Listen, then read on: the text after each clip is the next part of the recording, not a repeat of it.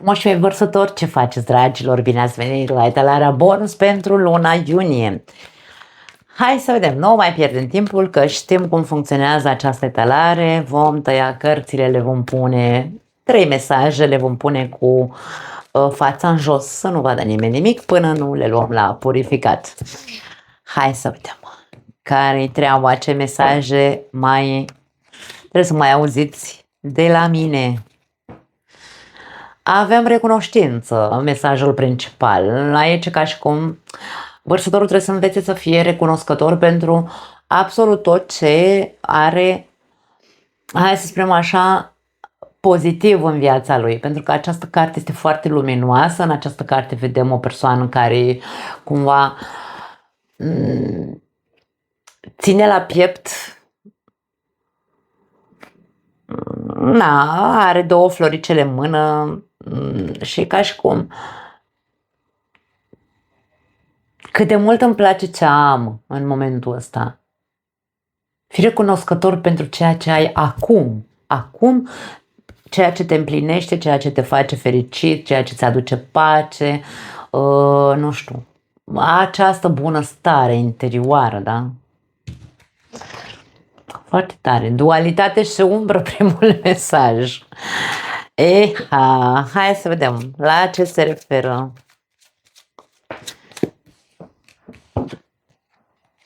Cavaler de monede și pajul de cupe.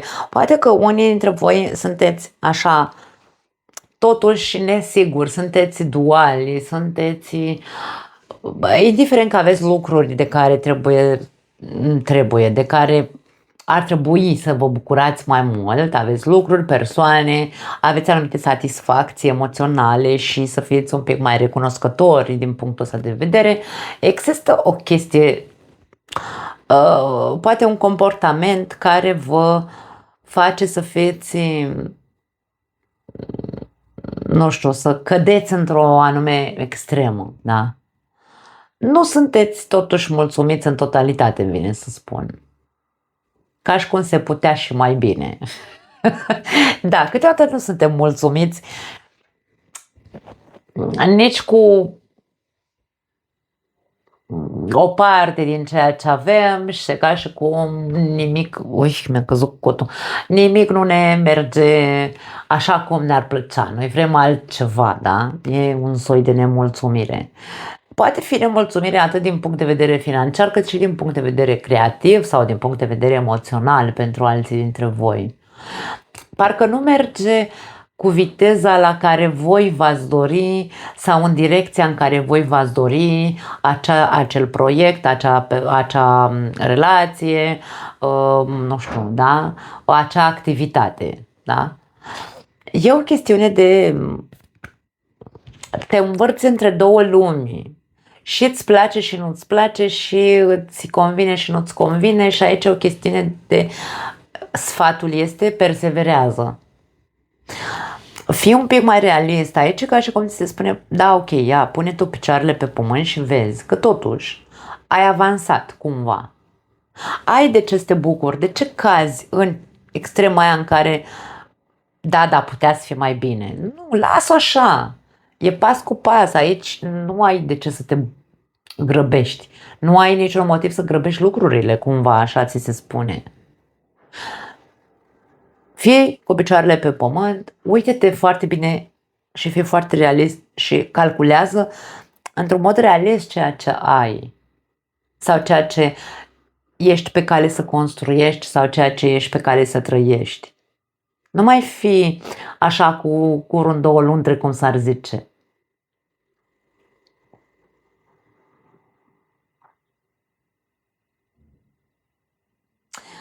Vezi partea goală a paharului, îmi vine mesajul pentru unii dintre voi.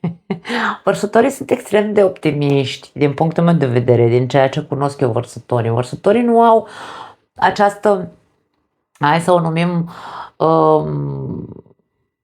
teamă sau nu știu cum să o numesc, da? Nu au, ei sunt foarte deschiși. Ca și cum, lasă, domne, aia e, nu merge asta, fac altceva sau nu a mers relația asta, merge următoarea, care e problema? Nu se împiedică. Însă unii dintre voi sunteți în această stare de nemulțumire că se putea mai bine, pe o parte, sau alții dintre voi sunteți în această stare de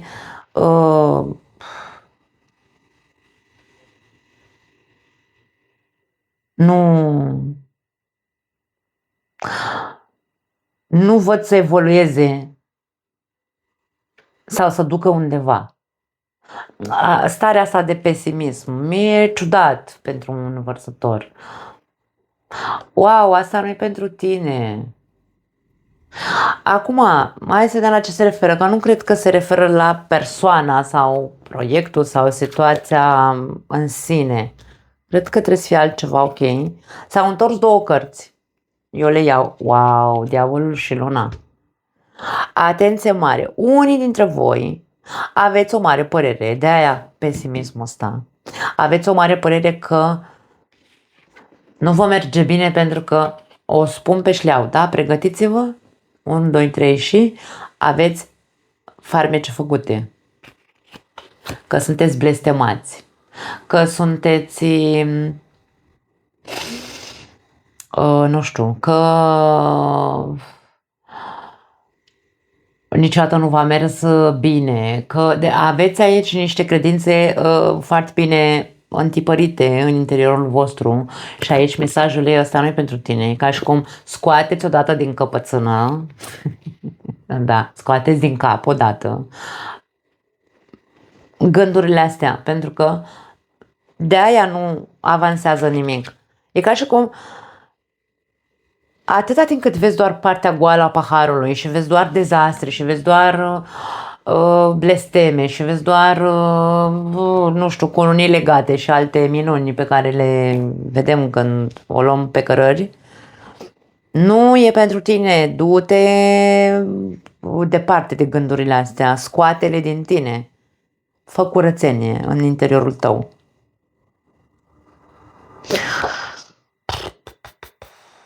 Da, vezi, am simțit eu că nu e vorba despre persoana sau relația sau proiectul pe care l-ai. Nu e despre asta.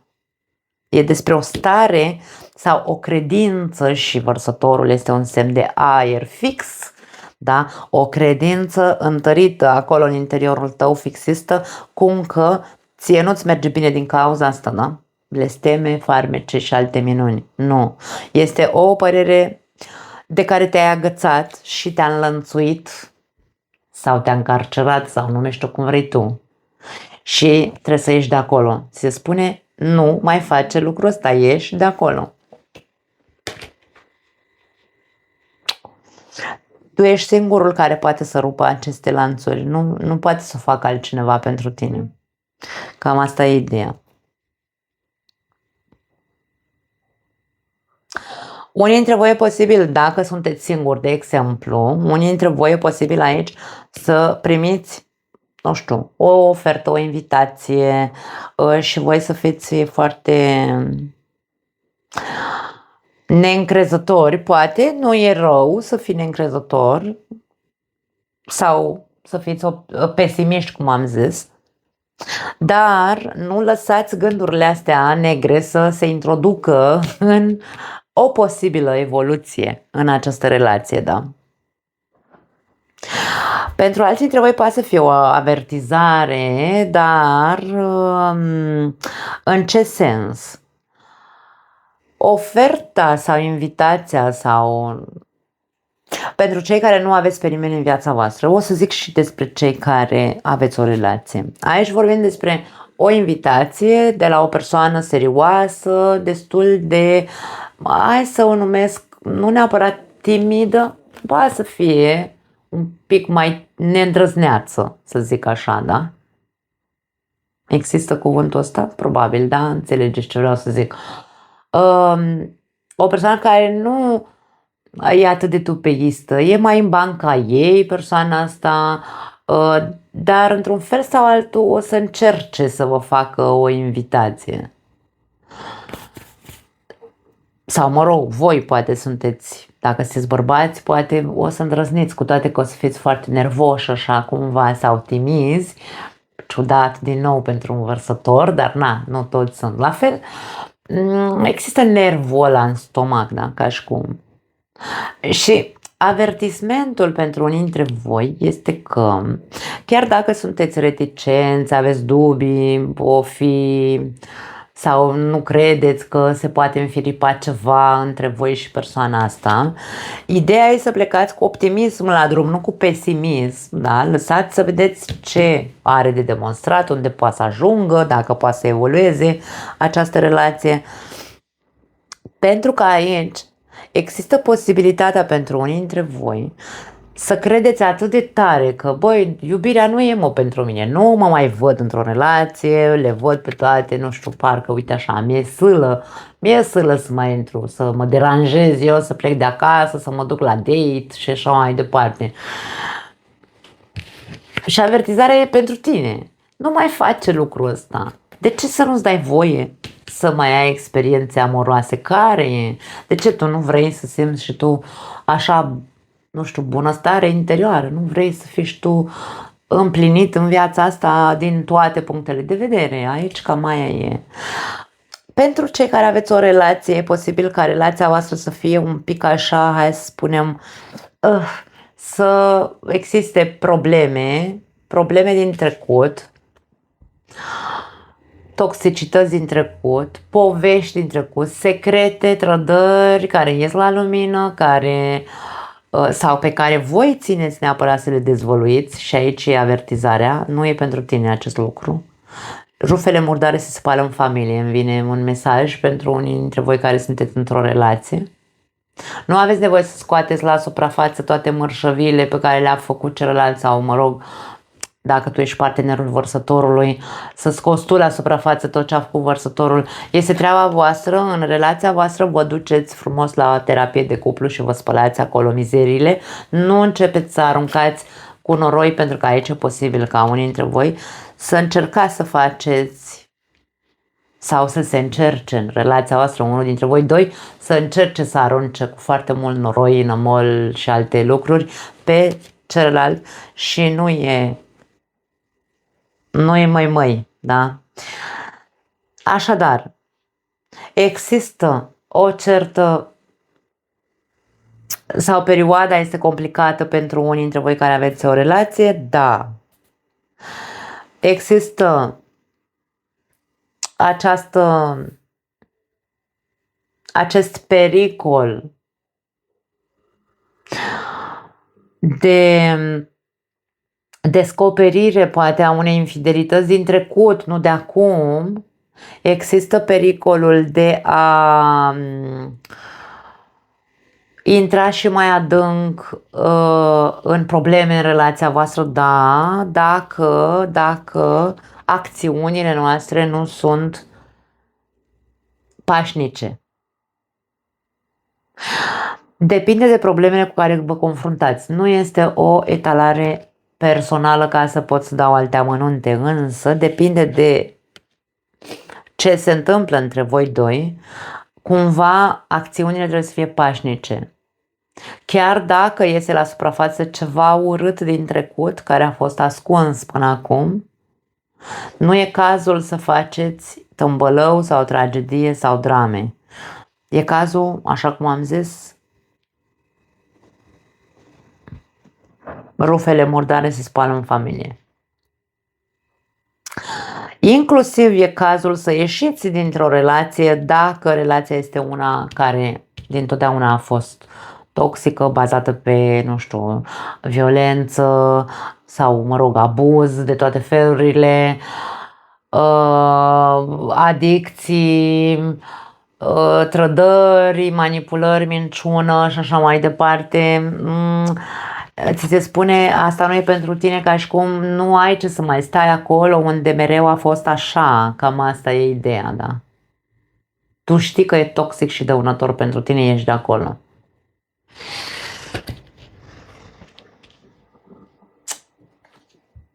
Avem rezistențe, ok? Unii dintre voi sunteți foarte... Rezistențele ce sunt? Frâne, da? Ceva mă ține acolo în gândurile mele, cum am zis mai devreme, ori că mi-e silă să intru în alte relații sau să cunosc pe altcineva, ori că mi-e frică să mă dezleg de năravul de a gândi negativ, de a vedea numai urât, de a nu fi mulțumit niciodată, nici măcar cu puținul pe care l-am sau puținul frumos pe care l-am. E o chestiune de rezist la schimbare, fiind un semn fix, aici putem să vorbim despre rezistența la a schimba modul în care văd, comunic, vărsătorul are de văzut cu comunicarea. Da, poate exista rezistență la schimbare. Uite, moartea și lumea, dragii mei. Indiferent că încă ești foarte reticent și dual așa și ți se spune, băi, nu e bine pentru tine să faci așa, nu e bine să mai stai în relația asta că e toxică persoana asta, nu e bine să ai credința asta că vezi, Doamne, ce știu eu, ești blestemat sau alte minuni de-astea oculte. Nu e bine pentru tine. De ce? De ce te încăpățânezi să zici mereu același lucru, da? Fă odată, punct și de la capăt aici.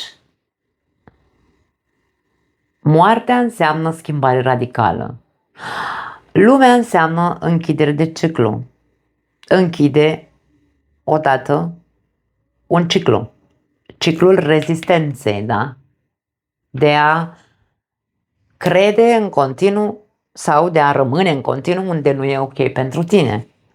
Fiecare dintre voi știți cam ce trebuie să schimbați, cam în ce variantă vă regăsiți. De aia spun,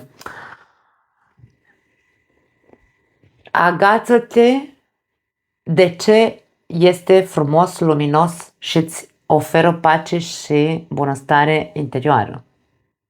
Agață-te de lucrurile astea. Persoana asta ține aceste păpădii, sunt două păpădii pe care le are așa în mână, le ține și se simte liniștită, se simte în pace, simte că prinde forță, putere. Da. Agață-te de ceva pozitiv care te poate face să fii bine pe interior. Ca să poți să ieși da, să schimbi odată, să ieși din frânele, rezistențele interioare pe care le ai. Și să poți să închizi odată un ciclu. E nevoie de o mare, hai să spunem așa,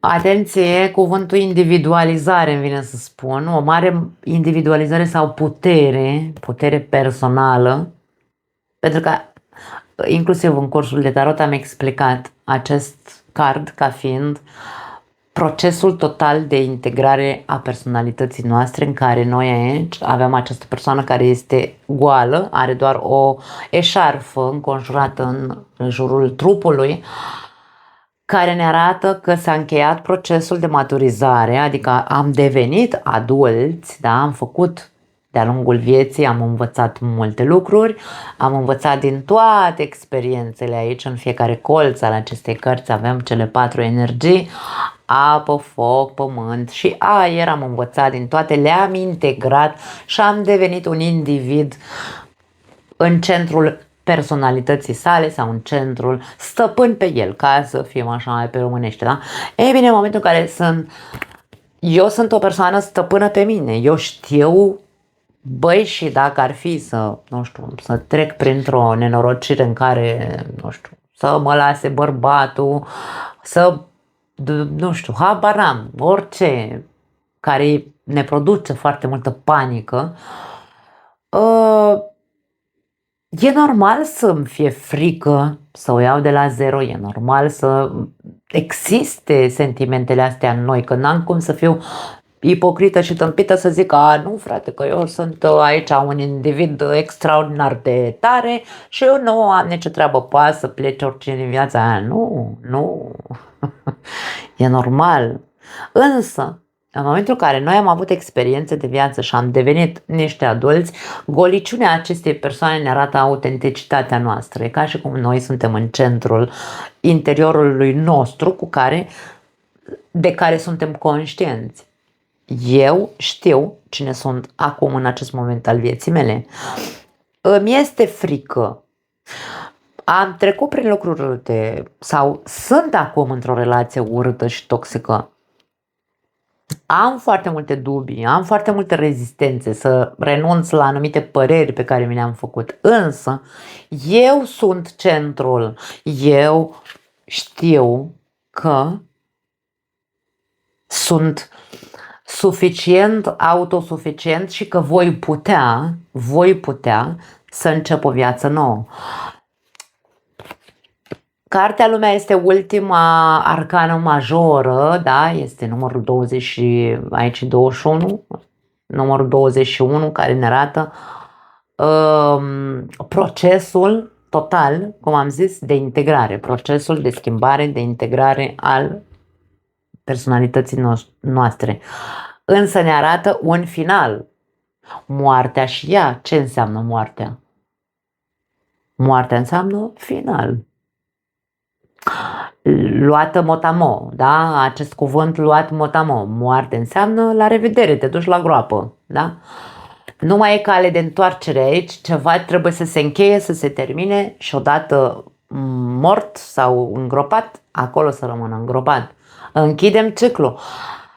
Se închide un ciclu sau trebuie să închizi un ciclu al rezistențelor, al părerilor, al toxicității, al violenței, a relațiilor urâte, să închei ciclul ăsta o dată ca să deschizi alt ciclu. De-aia spun, se încheie un ciclu sau ar trebui să se închidă un ciclu ca să îți dai voie să deschizi un alt ciclu, un alt capitol. Ce a murit, lasă-l acolo, Doamne iartă-mă, mor să fie. Mai ales dacă vorbim despre persoane care sunteți singure, de exemplu, v-ați despărțit, ați avut o relație, vai de ea urâtă, oribilă, da? Las-o acolo. Nu te mai agăța. Rezistența este când mă agăț, când rămân înlănțuit în gândurile alea, da? Nu te mai agăța de povestea aia. A murit, s-a terminat de 5 ani, cât o fi, un an, nu contează. Ducă-se la groapă, la revedere. Tu acum închide capitolul și deschide un alt capitol. Du-te în natură și revin-o din nou în aici, în acum. Lasă trecutul chiar dacă a fost urât. Wow, foarte tare, foarte tare. Da. Da. Nu mai am altceva pentru că e foarte frumoasă. Vă pupăcesc, dragii mei. Ne vedem data viitoare. Ciao.